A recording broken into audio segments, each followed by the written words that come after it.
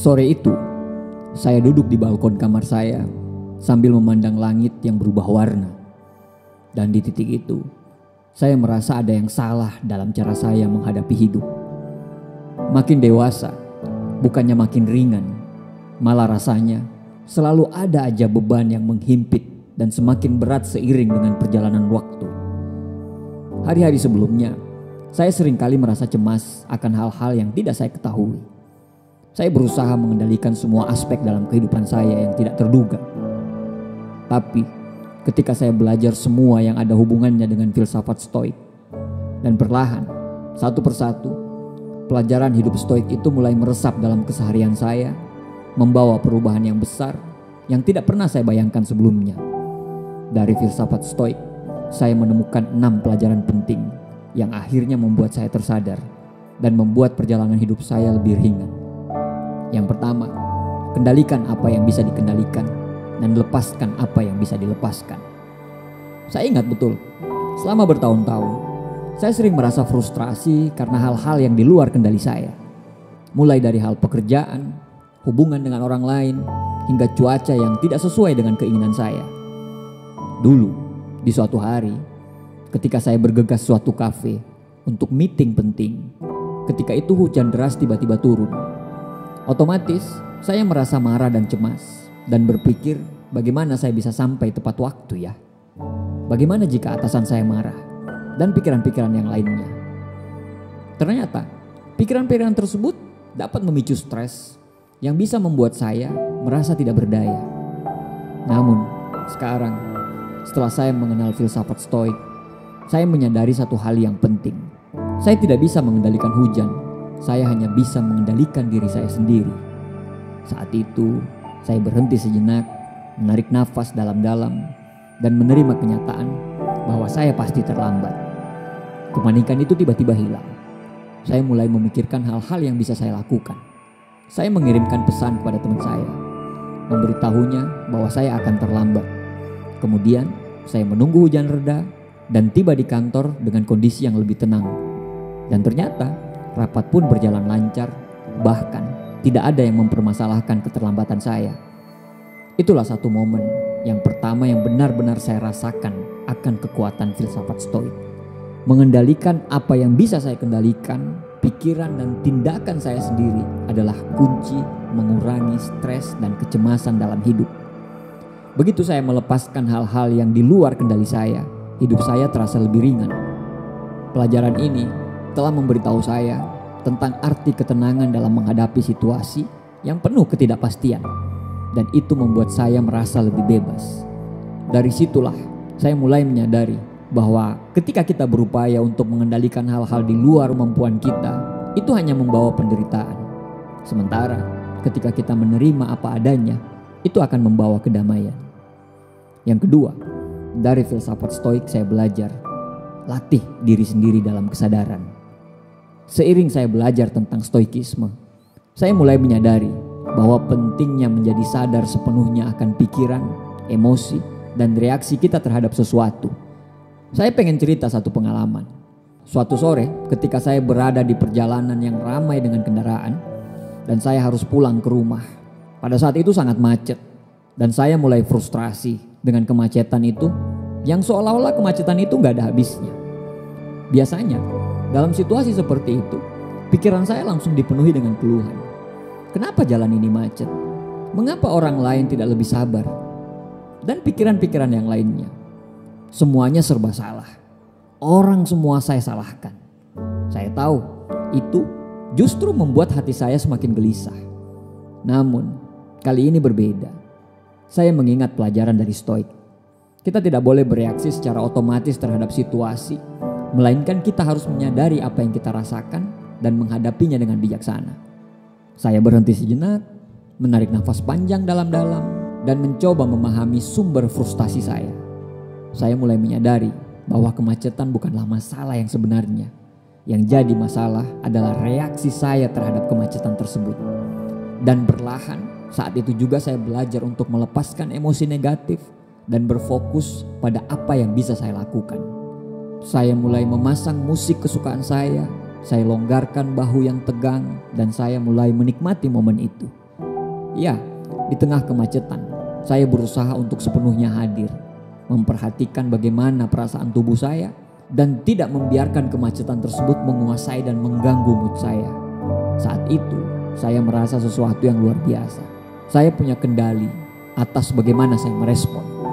Saya tidak perlu terus-menerus terganggu oleh hal-hal eksternal, karena yang benar-benar penting adalah bagaimana saya menghadapi situasi tersebut. Semakin sering kita melatih kesadaran diri, semakin kita akan menjaga diri kita untuk tetap tenang dan terpusat meskipun dunia di sekitar kita itu sedang berantakan. Dari sana, saya belajar untuk melatih kesadaran diri.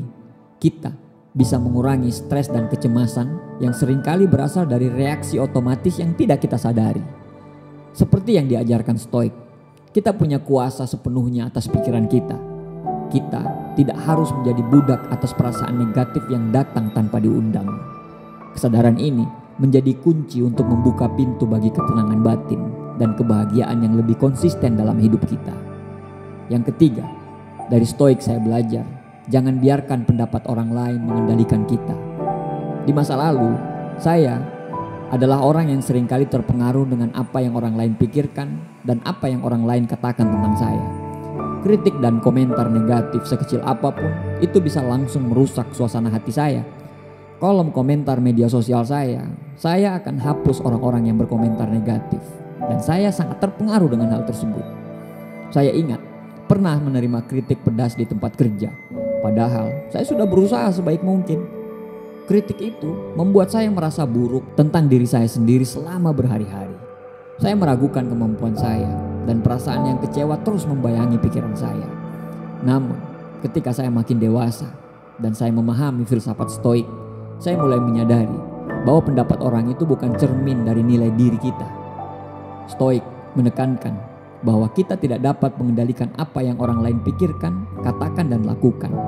Hal ini sepenuhnya berada di luar kendali kita. Yang bisa kita kendalikan adalah bagaimana kita bereaksi terhadap pendapat mereka. Seiring berjalannya waktu, saya belajar untuk menerima kritik dengan lebih bijaksana. Sekarang, ketika ada kritikan, saya tidak merasa diserang dan diremehkan.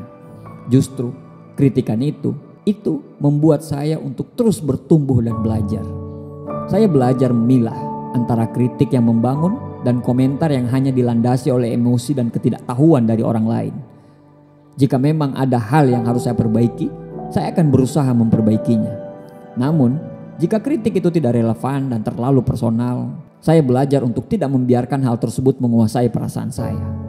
Pengalaman itu membuat saya lebih tangguh dan mandiri. Saya tidak lagi tergantung pada validasi orang lain untuk merasa lebih baik dari diri saya sendiri.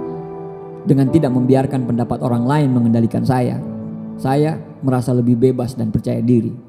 Stoik mengajarkan bahwa nilai diri kita tidak ditentukan oleh orang lain, melainkan tindakan dan prinsip-prinsip hidup kita. Yang keempat, Stoik mengajarkan memento mori, atau ingatlah bahwa kita akan mati.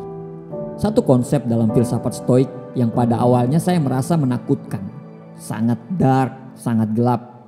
Memento mori yang berarti mengingatkan kita pada kematian. Pada awalnya, saya merasakan gagasan ini terlalu suram dan tidak nyaman. Namun, seiring dengan berjalannya waktu, saya mulai memahami maknanya, bahwa di balik hal tersebut, itu bisa memberikan dampak positif terhadap hidup saya. Suatu ketika, saya kehilangan seorang teman secara tiba-tiba karena penyakit. Saat itu, saya benar-benar terguncang. Kehilangan itu membuat saya merenungi betapa rapuhnya hidup dan bagaimana kita seringkali hidup seolah-olah kita punya waktu yang tidak terbatas. Saya menyadari bahwa saya telah menunda banyak hal yang penting dalam hidup saya. Perasaan, impian, bahkan sekedar meluangkan waktu dengan orang-orang yang saya cintai. Saya selalu berpikir bahwa nanti saya masih banyak waktunya. Tapi kehilangan tersebut membuat saya sadar bahwa kematian itu selalu akan datang. Setelah mempelajari lebih lanjut tentang memento mori, saya mulai menyadari bahwa gagasan tentang kematian sebenarnya bukan untuk menakuti, melainkan untuk mengingatkan kita tentang urgensi dalam menjalani hidup yang lebih baik. Stoik mengajarkan bahwa Mengingat kematian seharusnya membuat kita lebih menghargai kehidupan kita saat ini. Setiap hari adalah kesempatan yang berharga. Yang kelima, filsafat Stoik mengajarkan kita tentang amor fati, mencintai takdir kita. Satu kalimat dalam Stoik yang benar-benar merubah cara saya melihat hidup, amor fati, yang berarti mencintai takdir. Gagasan ini mengajarkan kita untuk menerima apapun yang terjadi dalam hidup kita dengan penuh keikhlasan. Bahkan mencintai segala hal yang terjadi, baik atau buruk, karena semua merupakan takdir kita. Saya pernah mengalami momen yang sangat sulit ketika rencana besar saya gagal total.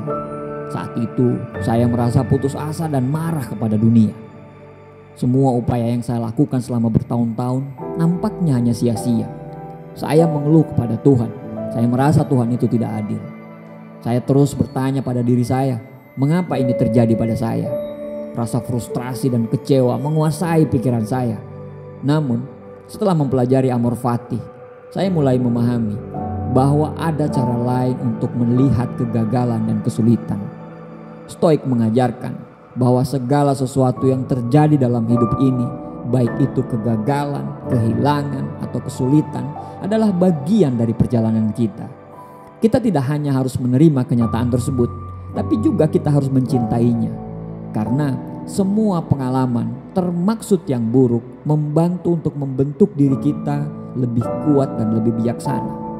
Dengan mempraktikkan amor fati, saya belajar untuk melihat kegagalan sebagai pelajaran, bukan sebagai akhir dari segalanya.